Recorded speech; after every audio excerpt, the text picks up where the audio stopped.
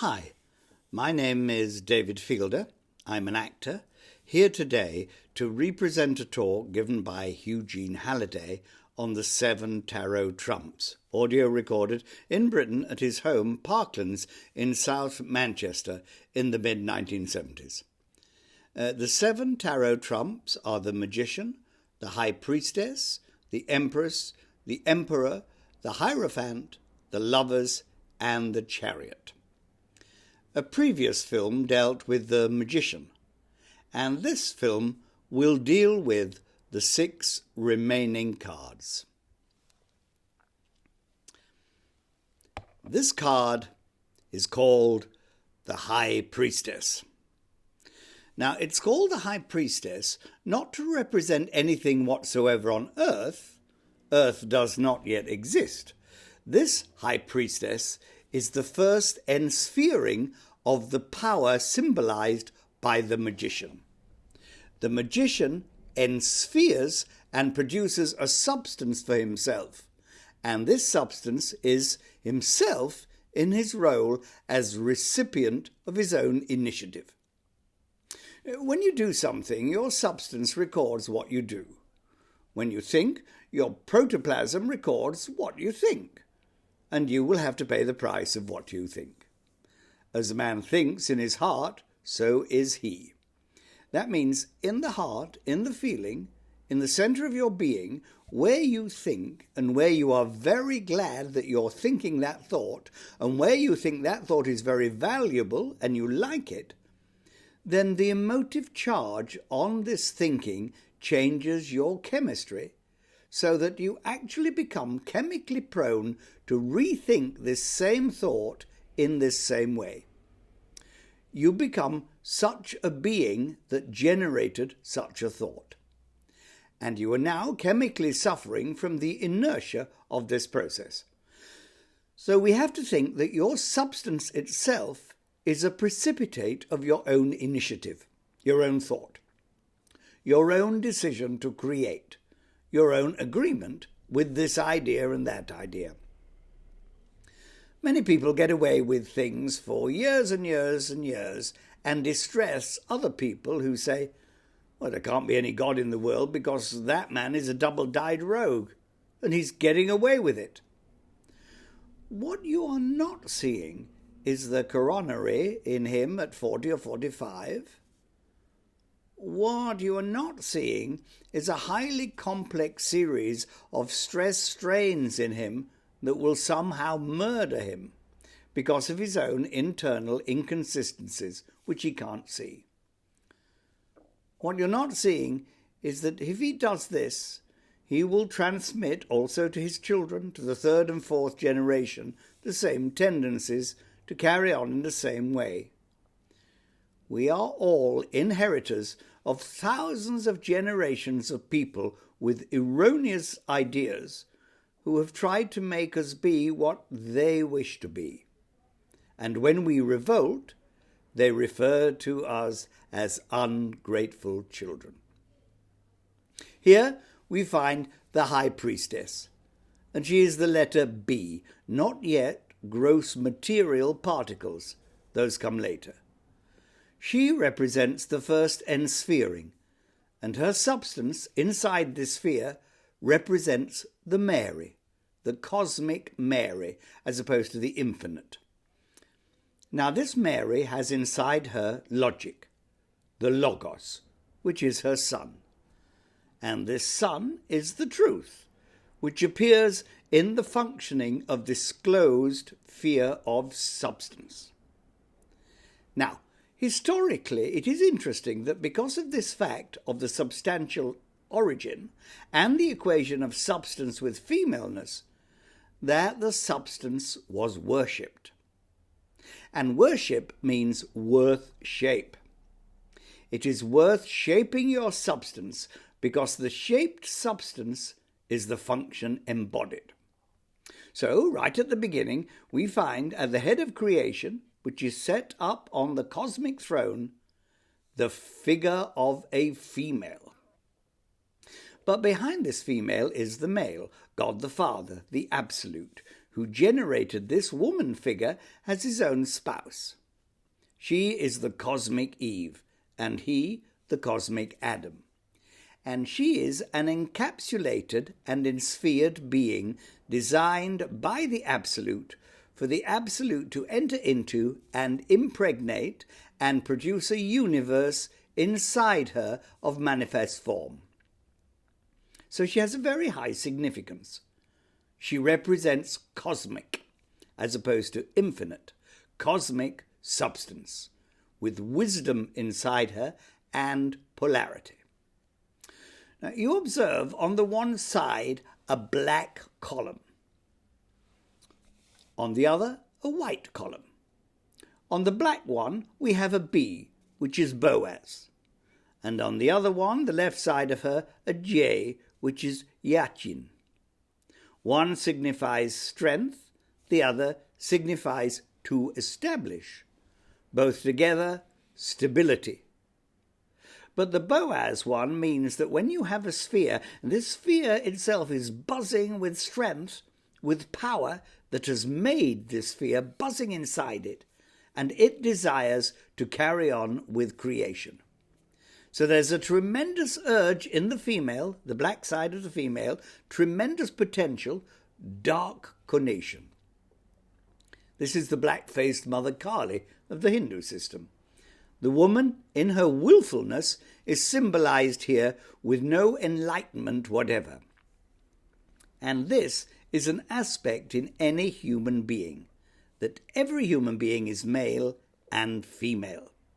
And on the female side is polarized into this black aspect, which is sheer willfulness, non-rational, not deserving to know any illuminating truths, not desiring to know any illuminating truths, pursuing a willful course in the dark, a dark induced by its own willfulness, a darkness that would vanish if the willfulness stopped driving and sat down a moment and allowed itself to lapse back into the principle of the Absolute which precipitated it. But the Yachin, Jachin, symbolizes a very peculiar thing. To establish, Ya, to affirm, Kain, the secret, continuously. So this white column, which you would expect to be the one which says to you, look, I'm on the up and up, I'm open, I'm clear, I'm spotless, I'm not like that wicked dark column on the other side who's entirely willful. This white column is saying, keep the secret. Now there's a very mysterious secret in polarity. What is this secret that woman keeps? Because this is a female card. Her left hand is full of kept secrets, and her right hand is full of dark will. Try it sometimes, fellows, to abstract from any woman you know. You've already seen the dark will. Try to abstract from her that secret. Well, I'll give it away. The white symbolizes her purity. White symbolizes that no matter what a woman does, it doesn't matter what it is, she remains pure, in it, during it, and after it. And to her, it is as if she hadn't or is not doing it. Because she has this marvelous capacity for returning into the primal light, which prior to encapsulation is the only reality. And she can just fall out of her activities into this innocence, into this innocuous, illustrated pre-state of the Absolute. So her secret is, which she keeps very well, that if she swears eternal fidelity to you, now she might be writing a letter U instead of Y-O-U at that moment, she might be swearing eternal fidelity to you, which equals primary urge, in which case you, Y-O-U, will do for now, even perhaps for a year from now. But she remains faithful to her own purity, to her own unspottedness, to her own uncomplicatedness, her own uncommittedness, so that All committals that she makes are committals provisionally in time because of her eternal commitment to the supreme white, washes white shining, being. To this she is faithful. To this she is eternally faithful. But in time she is provisional, and she is testing everything in time to see if it should be what she knows it can't be. If it is in time, namely, this non-temporal, eternal, pure light power, the Pharos. Now, she has the moon below her foot. If you read in the Revelations, you'll find that this woman, described in the Revelations, has the moon under her feet. The moon means phasic behavior. And remember, this charming creature, this high priestess, as opposed to low priestesses that you meet more often, this high priestess is able to subdue this phasicity and actually to control herself. Now, this is a most astonishing thing. She can control her own cyclic behavior. This was evident during the war when women whose husbands were away fighting ceased to menstruate until their husbands came back. Now, not all of them did this, but some of them did it, and in sufficient numbers to make it worthwhile collecting statistics. And it showed that they had this peculiar capacity to put the moon under their feet. That is, to control their phasicity when they decided to. But women in time, identified with various erroneous ideas, tend to lose this idea. But the symbol tells you that it is well within the possibility for a woman who knows her own substance and who is not ruined or covered by erroneous ideas actually to control her own ovulation at will. But this is fairly rare, luckily. You see that she has a white cross on her bosom, and this white cross is again purity, the vertical initiative, the horizontal inertia. And it is white, it is pure, it is unspotted. And it means that this polarity exists in woman. She has absolute potential of initiative, absolute potential of passivity in her. And she can switch either on or off immediately. So that she is altogether a tremendously mysterious figure for an empirical, materialistic rationalist to deal with. Let's remember that she is merely the letter B, which means being, in its cosmic sense. Now, we now go on to the next card. The Empress. Now, here we see the Empress, and peculiarly, she has the symbol of Venus on her heart-shaped shield. And she's holding in her right hand a phallomorph, a symbol of the male. And on top of this symbol, she's holding an ovum, an egg. And she is saying, by this I dominate. Now, she is not the preceding lady, the high priestess. She is the ruler in the temporal process. And what we know from anthropological researchers is that in the old days, when matriarchs ruled, they ruled by this strange fact that they could bring forth from themselves children. And for a long time, men did not know they had anything to do with it, and they attributed this power entirely to the woman. So to them, the woman was the supreme ruler in her own right, because she could make an egg inside herself, and she could nourish this egg, and she could bring forth a child, another egg maker, or a boy child. And therefore she symbolizes the most tremendous tyranny that is possible to have, the tyranny of the matriarch empress, who, in the ancient world, behaved so badly that utter arbitrariness that she caused finally a revolt of her own son's husband's grandsons, and herself, by her arbitrariness, provoked the risers of the patriarchy to balance this arbitrary dominion. The reason that she did this was because she only liked to feed the men she liked, and not the men she didn't like. So if a man went out hunting together, they came back and they got some deer and brought them back to the tribe, and these had to be referred to the matriarch for distribution. And she would say, well, that fellow can have a nice shoulder, and he can have 2 inches of tail because I don't like him. Now, this kind of arbitrariness produced over generations profound resentment in the men, until finally they arose and overthrew her. But when we look at the symbology here, you will find corn below coming up. And this symbolizes the agricultural cycle of the earth.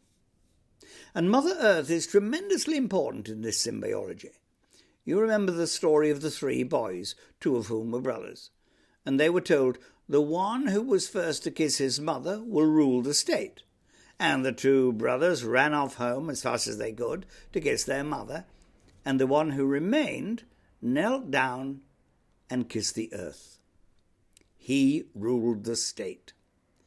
He knew there was something more basic than a woman digging her finger in the ground and putting her favourite Egyptian lentil in, that it might grow another next year.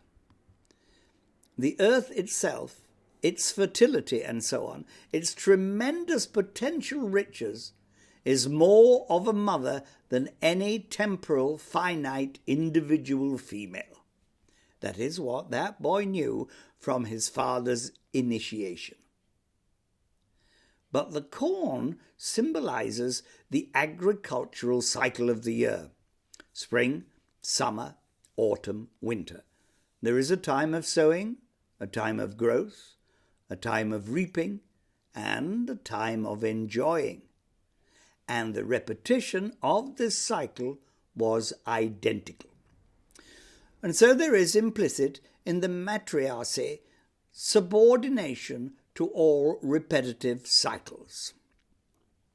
This is tremendously important. In the female, it's a tendency to repeat the cycle of events.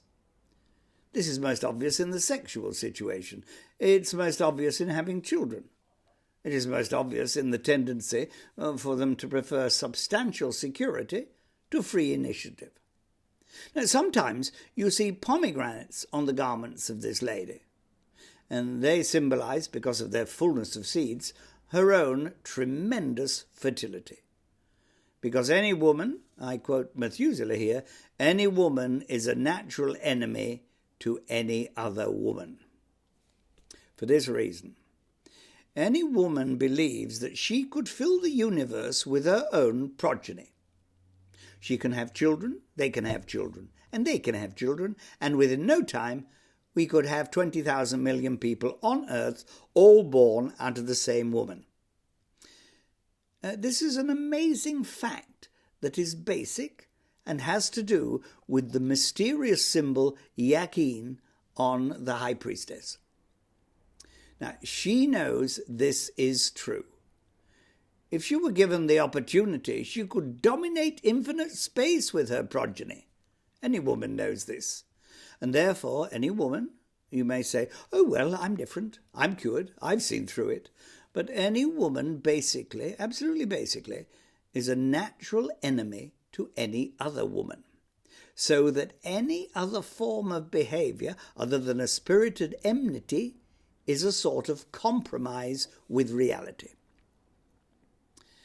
If there is a masculine principle in the female, as well as a female principle, then this may actually produce in women existentially the stirrings of conscience if they do naughty tricks. Like the popular song says, God help the sister who comes between me and my man. And if we remember this fundamental, we can be saved a lot of trouble. because the female aspect of your being corresponds with the substantial aspect. And it means that your substantial aspect really believes that it is the enemy of all substantial aspects of other beings. And that means, as material beings, you are at war. Every being with a physical body thinks in terms of feeding itself, not other bodies. When we come to study the psyche of the collective, we will see exactly what this signifies. But every being who is identified with his physical body or her physical body, because of that identification, is at war with every other body. Because he wants feeding, he wants clothing, she wants a refrigerator, etc. He wants, she wants, as an identical material being. And therefore the same law that governs this principle of empress, matriarch, materialist, materialist, mother principle, is just as strong in any man who is identified with his physical body as it is in a woman who is defending her physical progeny. A woman will fight like a tigress to defend her baby. And a man, when he is identified with his materiality, will fight like a fiend to protect his, percentage on his shares. Materialism is materialism. All materialism is materialism. The very fact that you have a material body means that if you identify, you will function like a woman and not like a purely logical being. And that is not a statement you will function easily. No, to the contrary, you will function for your private life quite efficiently up to a certain point. Because there is meaning in having a physical body, because it is a permanent reference point whilst you are in the time process and a necessity of your evolution. The fact, of course, that she's got the sign of Venus on her escutcheon and that it's heart-shaped speaks for itself. She plays the heart game. She doesn't think that she can beat you with her fists, at least not usually, and she plays the sign of Venus. That is the circle over the cross. And the circle means female, and the cross means male. Excuse me. This means she's playing the dominion of woman over man.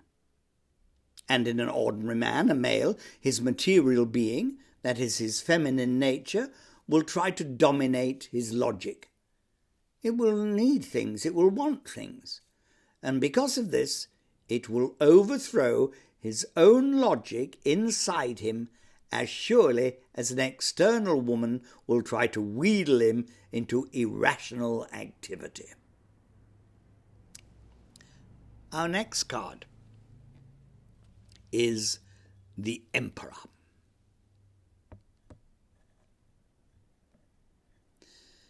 Now this shows you another historical fact, that after the matriarchs had overplayed their hand, they produced a terrific revolt.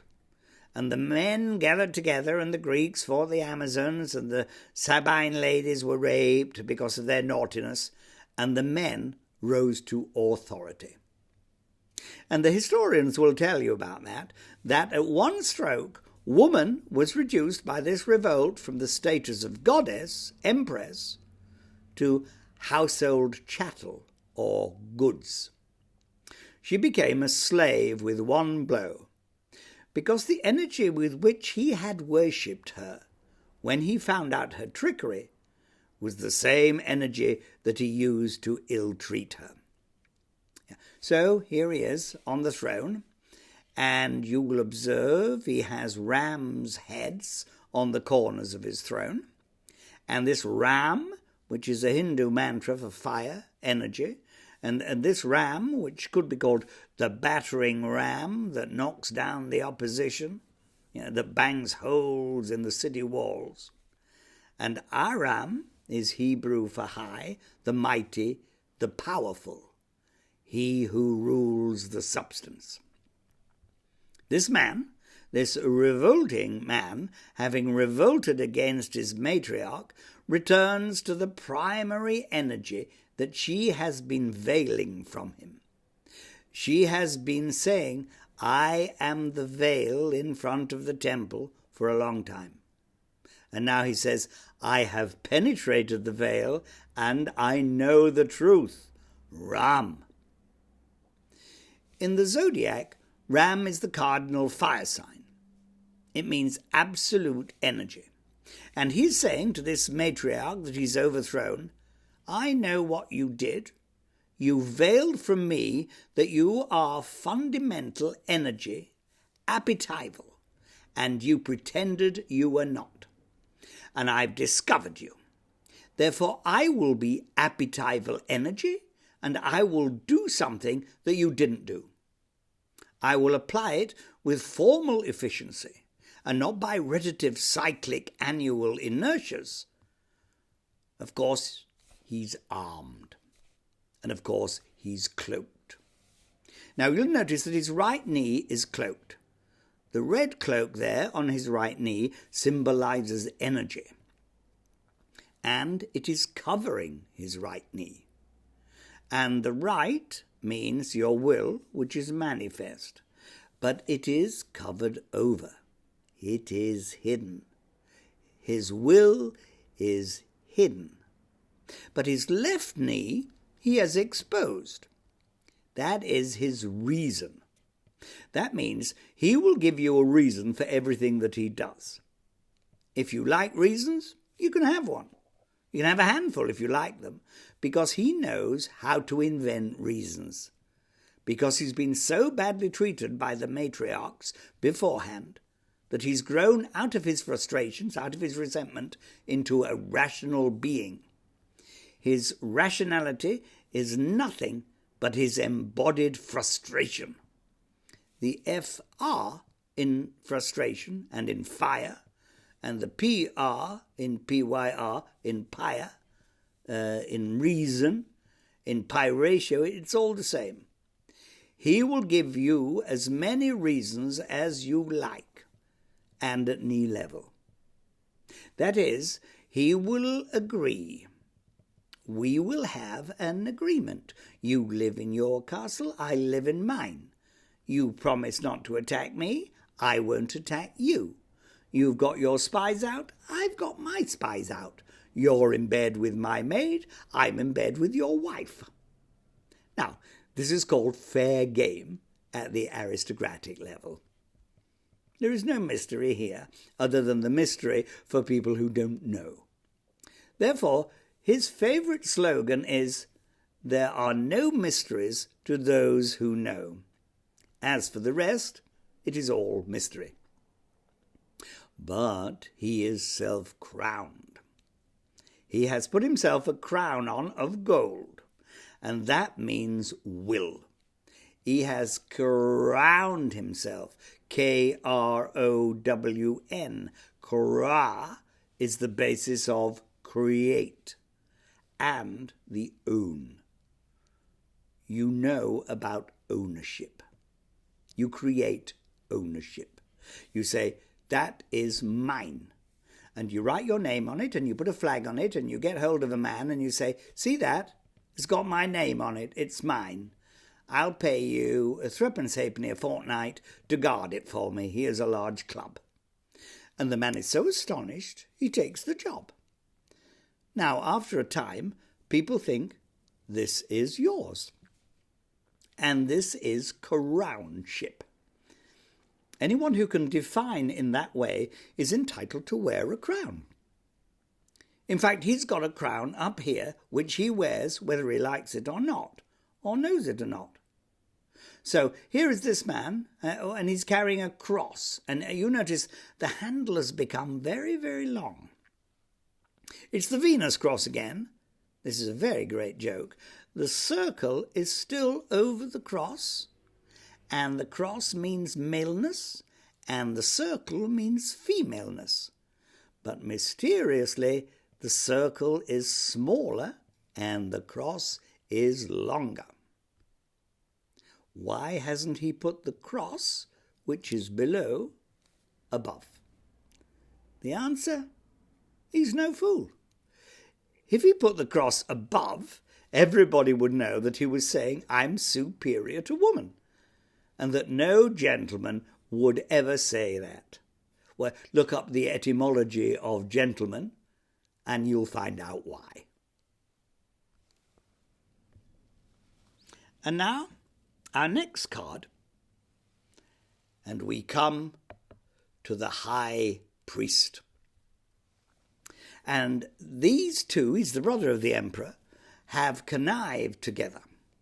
He is the hierophant, this phant part, like in elephant, or planning to hear, as in epiphany.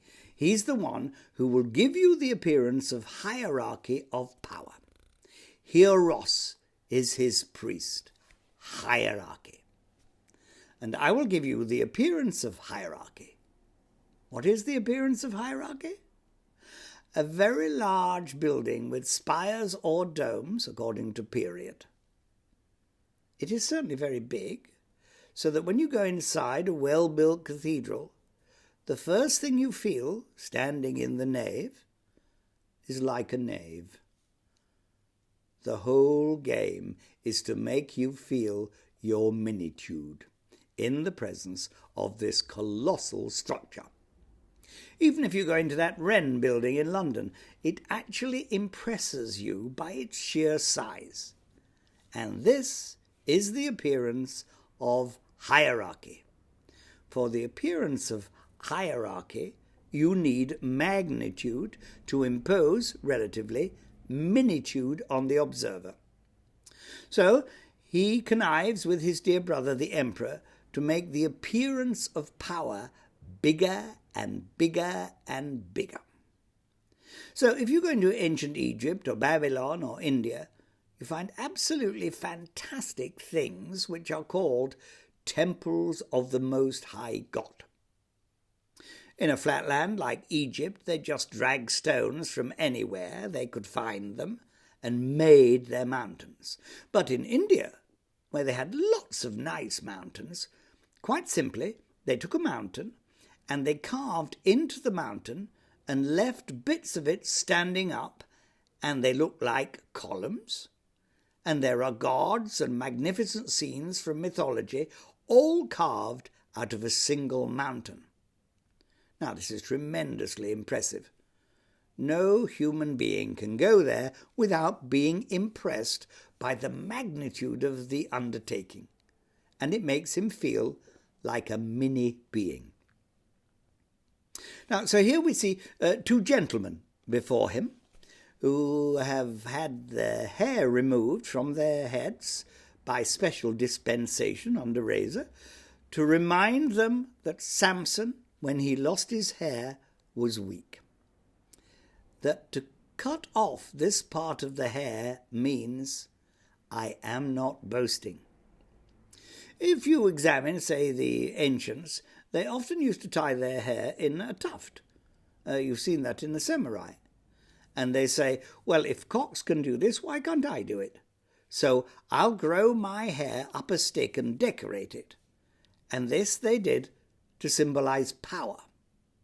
Obviously, if you've got a 3-foot hairdo, you are taller than if you've only got a 1-inch hairdo. And sheer magnitude is quite something. Some devil masks make pygmy men a respectable size, and they are much more frightening with a 3-foot false head on than they would be at their own height. So these men are genuflecting before this great authority. And this authority has round his neck a rather disguised rope. This white thing that goes round his neck and hangs down merely derives from a rope. And what he is saying is, we are all pendant absolutely on the absolute, and we must remember that, fellows. And remember, I said it first. If I say it first, then you must bend the knee to me, because you didn't say it. I said it first, you bend your knee. If you'd said it first, I would bend my knee to you, but I said it first. And now I'm going to teach you a lovely little trick. Remember, you're all dependent absolutely on the absolute. Pass the word round. So although I said it first, if you say it second, the third will be indebted to you, and the fourth to the third, and the fifth to the fourth, and so on. So the indebtedness will go right down the line till the caterpillars get it. Again we see the rose and the lily. These are two aspects of being, a good representative of any major religion. One is develop, that is, do your reading. You must know your text. Use your intellect. And the other is a little bit of sport. If you want to know exactly how sporty it is possible for a divine to be, read the poems of Robert Herrick. They are very charming. Now he's carrying a cross, which is crossed 3 times. And you know that a double cross is called a paternity cross in heraldry, and he's got a triple cross. Now 1 cross is enough, surely, but 2 is 1 too many, and 3 is 2 too many for him. But he's not holding it for him. He's holding it for you. In the days when 1 cross was popular, how are you going to practice one-upmanship except without another horizontal? You must reduce your opponent. Either knock his horizontal off, so he's just got a sort of straight sticker upper like a common plant growing out the earth, or you must add another one to your own. And then another. Why not? Why not 7? Until it becomes unwieldy. But every bar that you get like this, it's like stripes on a soldier's arm, you know. They're very impressive.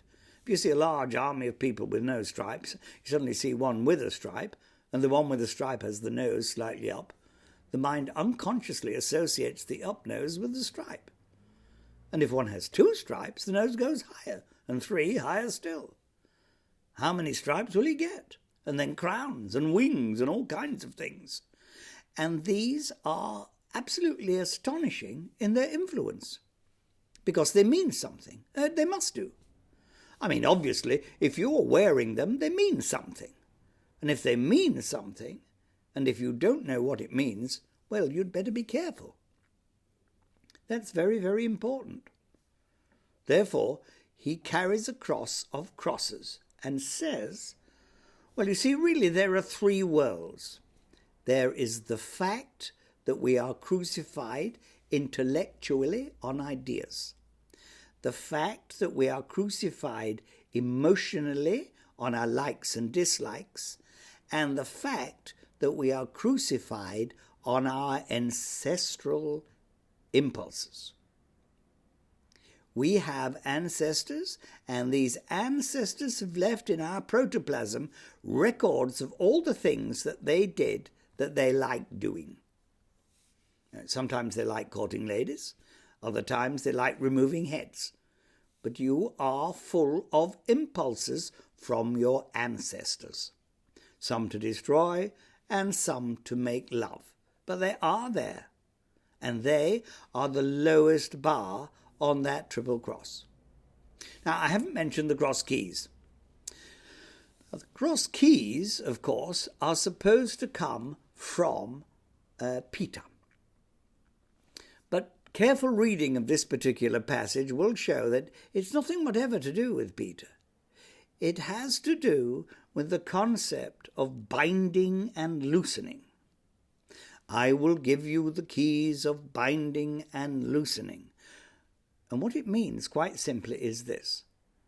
The high priest has the right to say to you, I bind you, you are sinning, or I absolve you, you are no longer a sinner. This is the 2 keys. The power of the hierarchy to define whether you are still a sinner unforgiven or a sinner forgiven. If you're unforgiven, you feel terrible, and often you do a bad job. But if you are forgiven, you feel quite pleased and you do a better job. There's a certain kind of economy about the two keys that is worth meditating upon. Now, he has hanging from his beautiful hat, which originally was a fish head, 2 nice ribbons.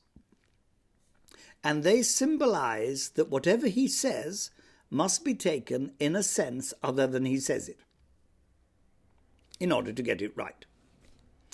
It is the symbol of double talk. Now, you also find in the courts gentlemen who wear a special little tie which divides itself.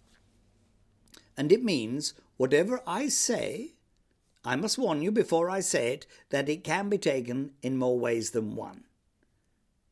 It's rather like one says at the beginning of a certain festival. When you say, anything I may say in the coming year is hereby, out of the honesty of my heart beforehand, rendered null and void. Don't say I didn't warn you. And this is what the tales coming down mean. They mean dialectic. They mean plurality. They mean the double intention in everything. Kierkegaard's hermit has this very, very clearly in mind. He thinks you ought to do something to ladies so that when you speak to women, you always mean something to yourself other than what you're saying to her. Because if you don't, you're not a proper hermit. This is tremendously important to understand. And they are gold. They are willful. That is, they are in no sense bound by reasons that emerge from his head in this polarized manner. And he has built a hierarchy and a magnitude which is going to impress and impose minitude on all the observers right down the scale. And now, our next card, the Lovers.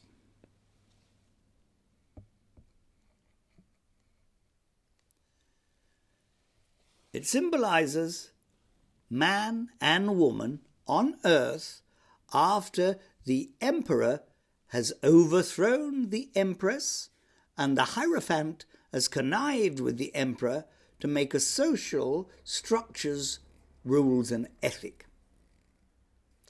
And the first thing they're saying, and quite correctly, is man and woman are blessed by powers from above, angelic forces, by divine forces. And the sun is the source of that energy, and the sun's beam is feminine, and the sun's radiation is masculine.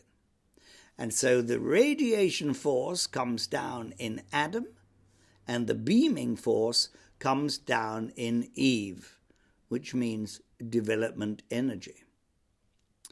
In the background is a mountain. This mountain has many significances, but fundamentally it means a pushing up from the earth, the possibility of a potential rise to build above the flatness of the earth, repetitive cycles, to make a prominence which will be a landmark and a finger pointing into the heavenly power from which it derives. Now, so the rulers are saying, angelically, I bless this relationship.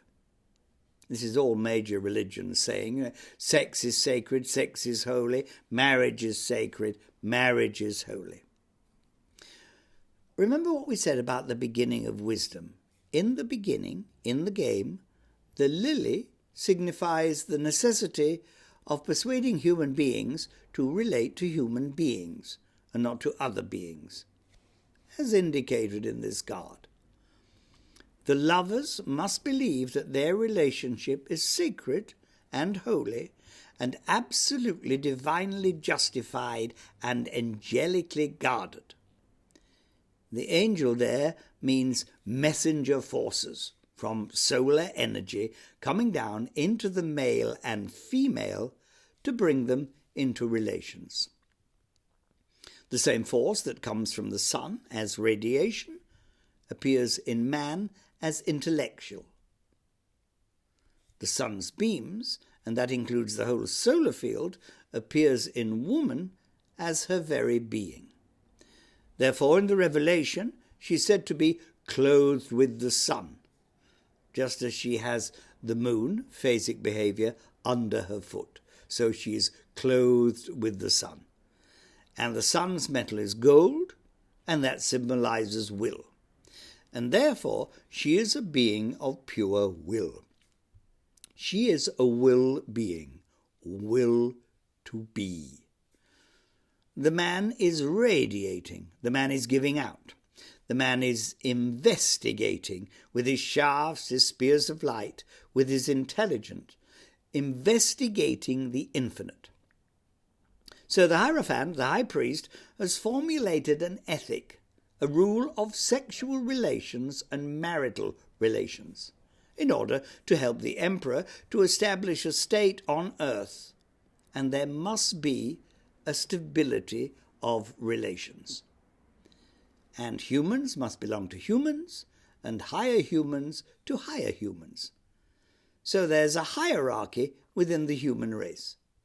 There you see the aristocratic concept that the best people ought to marry the very best people, and not the worst people. Now she's on his right, because the right means will, and the left means intellection. The man is therefore on her sinister side, because he is thinking, and that's why he gets into trouble. She's on his right side, and as you can see, she's turning out her left hand and saying, nothing is hidden. The left means to deceive. So she's saying, look, I'll be perfectly honest. And the right hand is doing something quite different. The will, remember, is not committed to form. It can use it, but it is not committed to it. Our next card, the Chariot.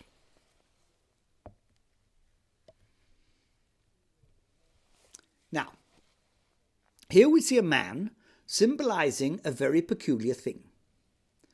You know that in the Bible you have a prodigal son, and the prodigal son asks his father to give him his inheritance, and then he leaves home, and he goes about adventuring.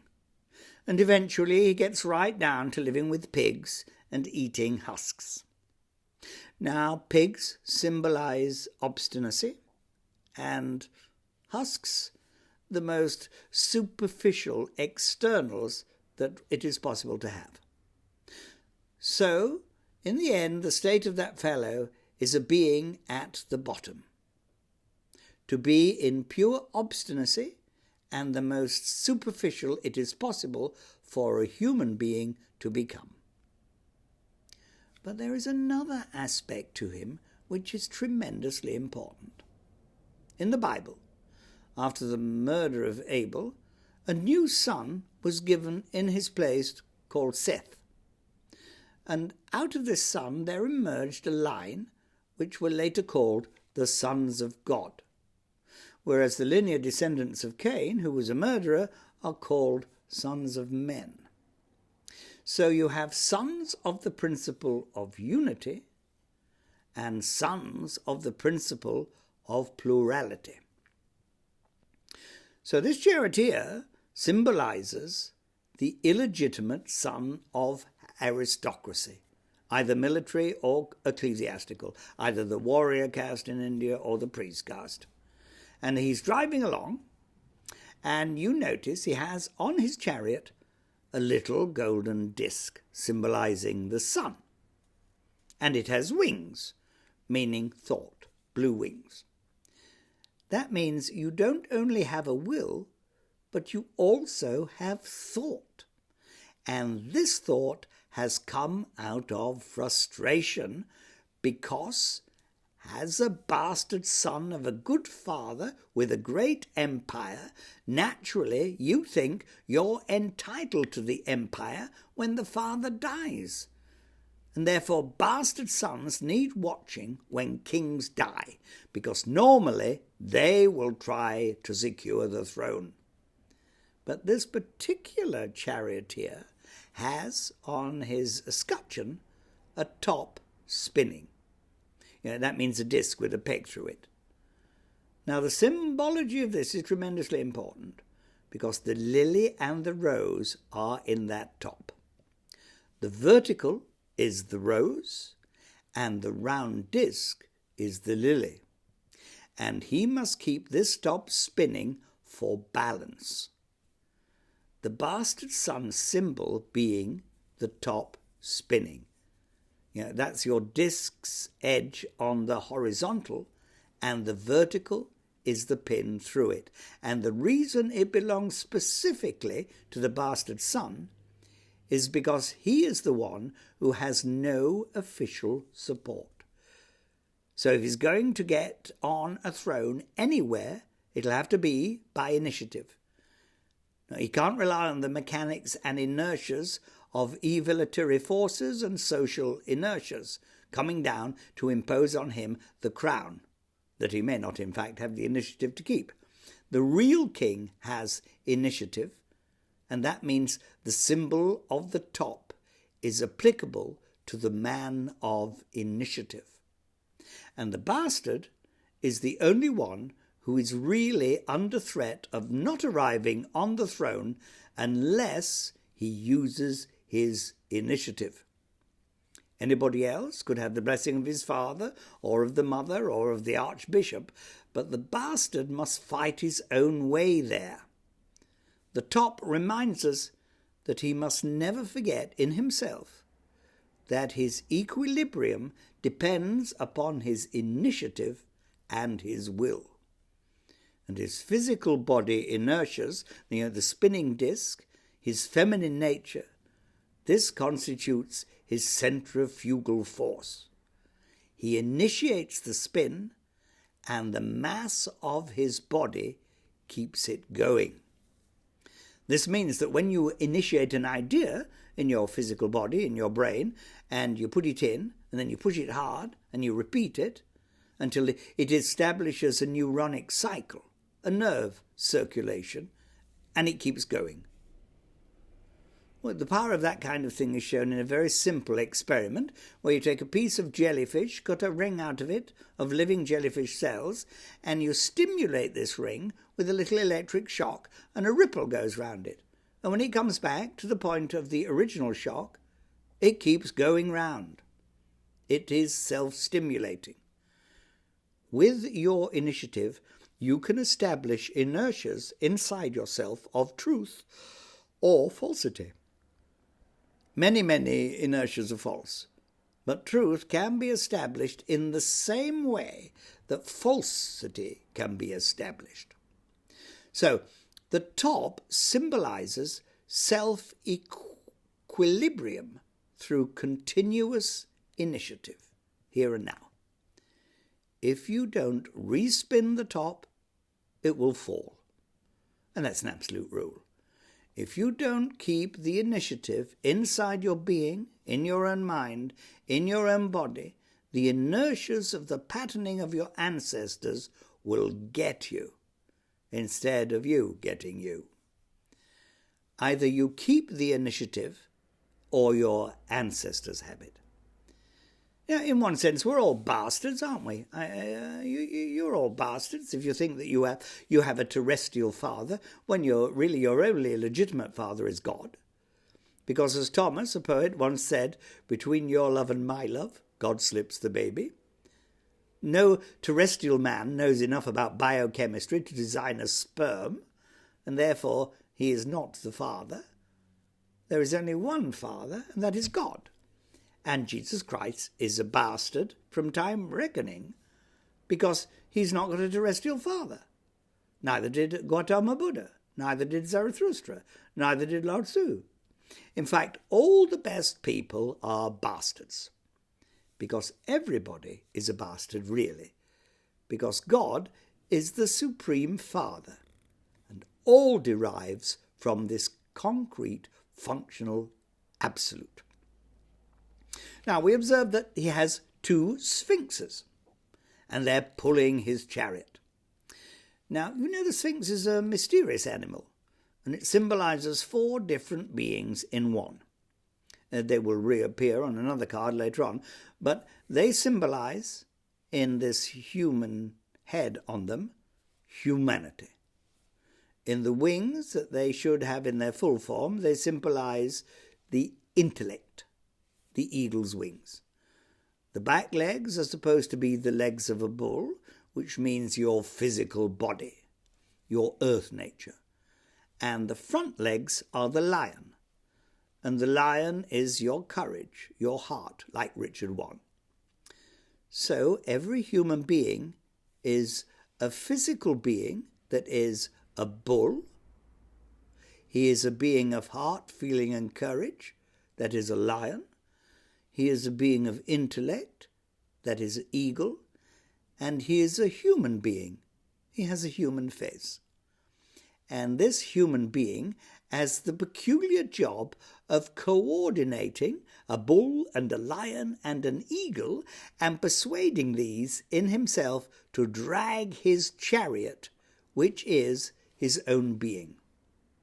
So the human being must become aware that he is an intellectual being, that he has feelings, that he has basic urges of physicality. And with these 3, intellect, feeling, and especially with courage, he can bring these into coordination and then persuade this bull's energy to follow the dictates of the eagle logic and the courage of the lion in the service of the human being. The head of a human being leads. So this boy knows something, and he keeps his moon on his left shoulder so that he never forgets phasicity. He never expects any being in the time process to be constant. He expects everybody to change if they exist in time. And he continuously reminds himself the left side means intellection. So he keeps the idea everything is phasic.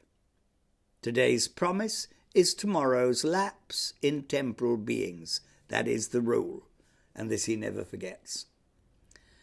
Now, this constitutes the 7th card of the tarot. And it is a proper arrangement to put them 1 to 7 and then the next 7 below them to produce various correspondences. But they are so subtle that we will not be able to deal with the cross-references tonight. So we will now recap what we've done here.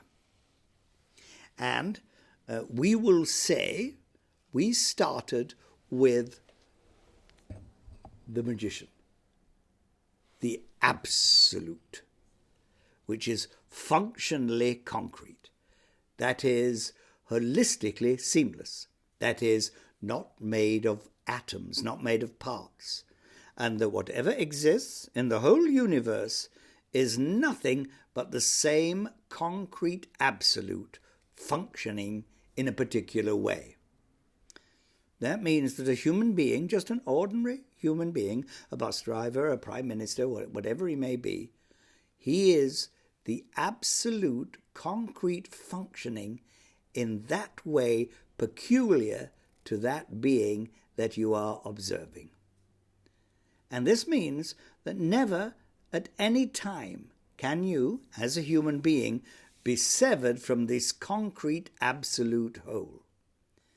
In that concrete absolute whole is your only real security, and your substance is your will to substantialize yourself.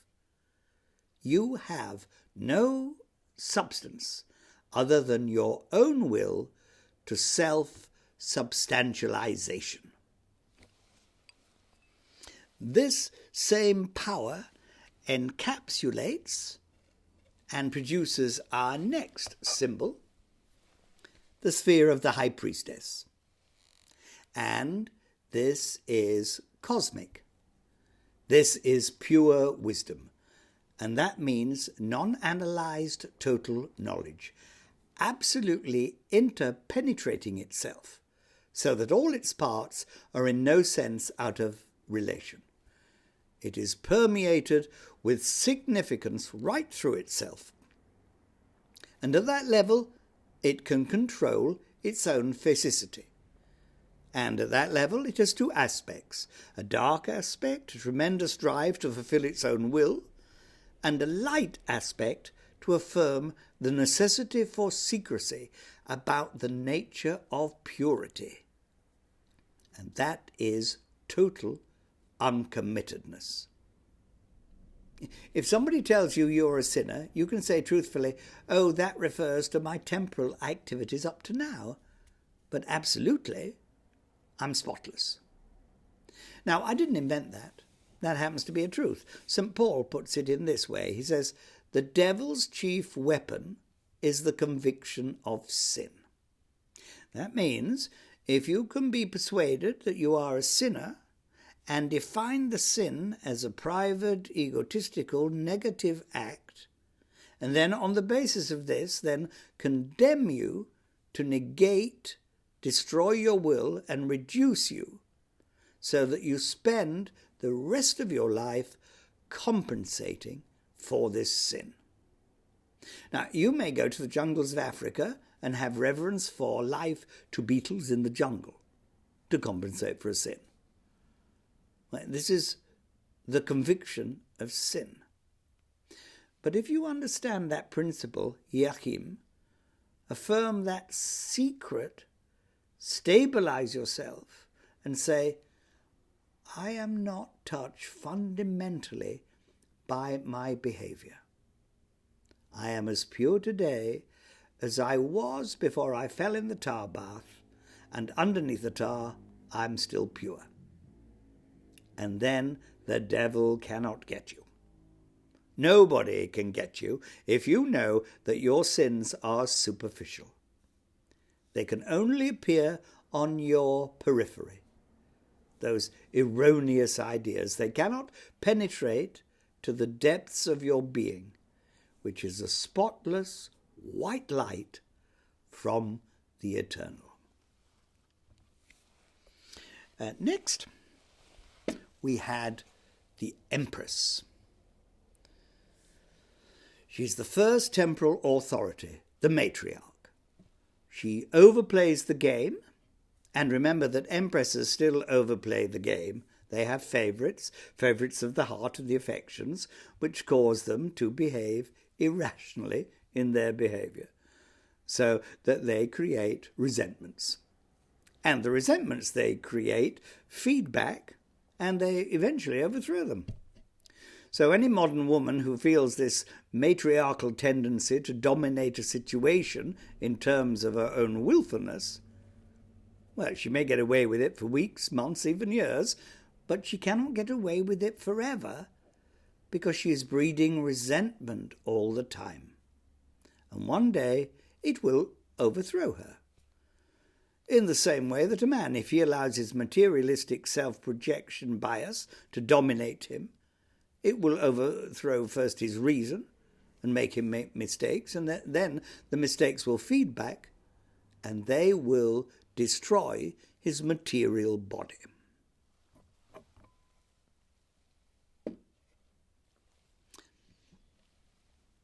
The emperor, discerning the tricks played, usurps the authority of the empress and sets himself in authority in the name of Ram, the high absolute energies. And he says, "Nevermore will I kneel before this goddess, because she has deceived me beyond all justification, because she's kept me from my own creativity. Because when women kept secret the fact which they knew, that men impregnated them, they negated the creativity of the man. And if the matriarchs had had their way, society would have been an identical pattern today as it was then, because they did not allow any change, because they denied the creativity of men. So that when this revolt comes, they find it extremely difficult to forgive this. Not that they were deceived, but they were deceived about their creativity.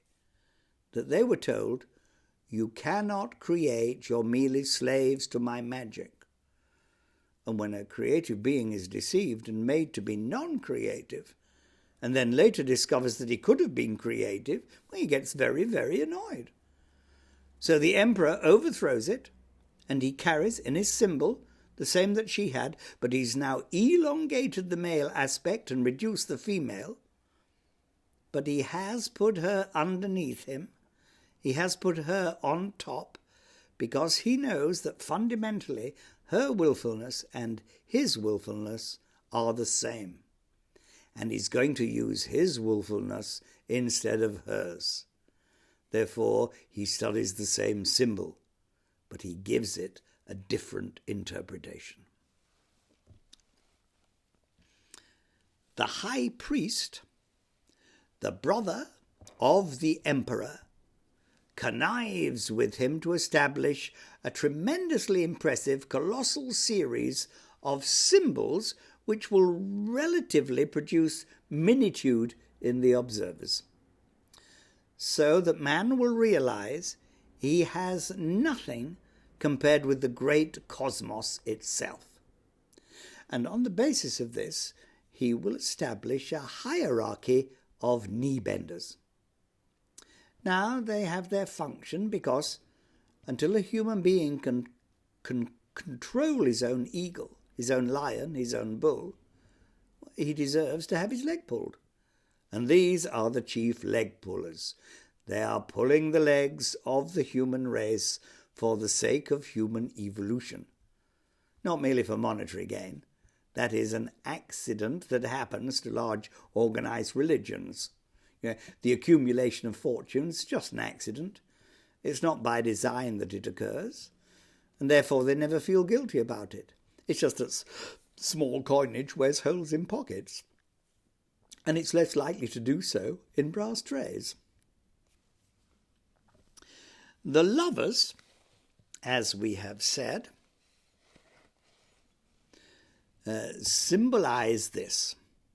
Human beings must breed with human beings, and preferably the best human beings with the best human beings.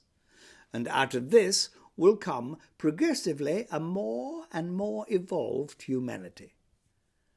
And the definitions of the hierarchy, working in collaboration with the emperor, shall save people who don't know how to think clearly about themselves, and who factually, historically, went outside the human race for their relations of a sexual order, and that they shall confine themselves to humanity and the best to the best.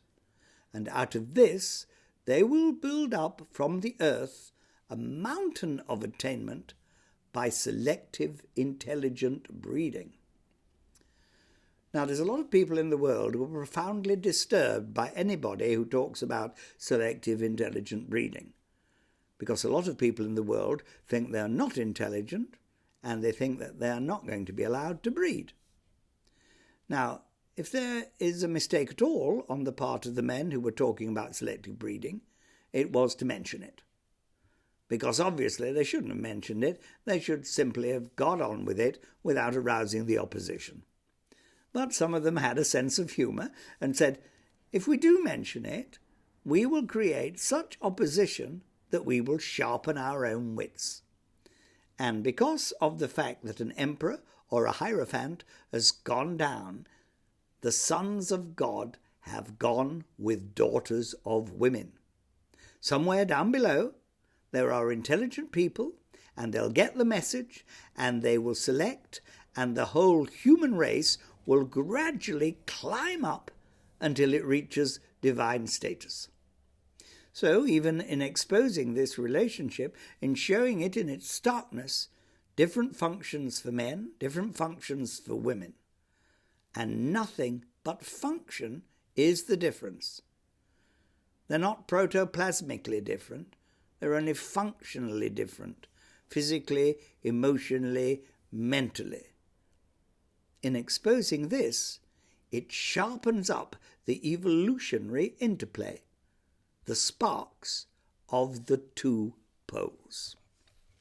And then, finally, here is the charioteer. Here we have a son who, from his father's side, either military or ecclesiastical, has derived information through hereditary. And that information has enabled him to drive forth from his father's kingdom because he doesn't think he's going to get the throne there, because there are other sons who are legitimate. So he's going to drive forth and go into another country, and there he's going to do all the things that the emperor and the hierophant did on the society in which he was born, on another society. And by this man, this son of a militarist or an ecclesiastic, the world is going to be civilized. So we find a peculiar relation between the army and the church in all the great religions. They go out, they send out their bastard sons, or anyone at all who has intelligence, which from their point of view must be a bastard son, because you can only get intelligence that way. And they send them out to the farthest outposts of empire, knowing that if there are any other beings there, the hereditament of the father will be imposed on those beings and will create a new society of a similar pattern and intention to the old one. And then they will be able to trade, and gradually they will build up a world dominion. And the whole earth will then be changed. There will be a new heaven, that means a new concept of power, and a new earth, that means a new application. It all depends on the inevitable development. The absolute self-encapsulation, the high priestess, the precipitation of that woman into time, the empress, her mishandling of the situation by emotional favoritism created the resentment, the frustration that forces the male into more clear intellections, so that man's intellect is actually a product of the irrationality of the female.